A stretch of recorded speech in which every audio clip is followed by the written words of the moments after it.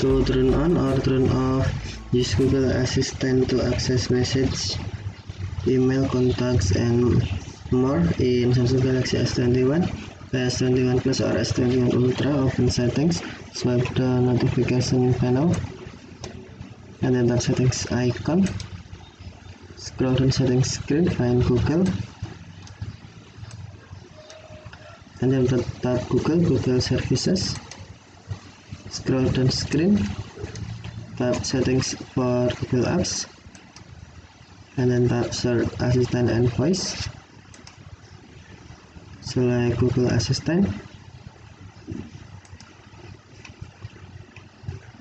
select personal results,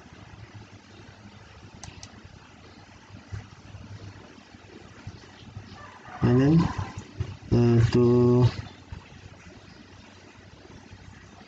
use assistant to send messages and access your email, calendar, contact, and more, tap personal results switch until blue, or to turn off, tap switch until gray.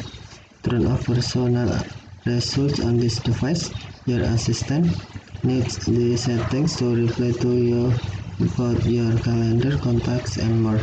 It also won't be able to show you suggestions about your commute, flight, and more before you ask.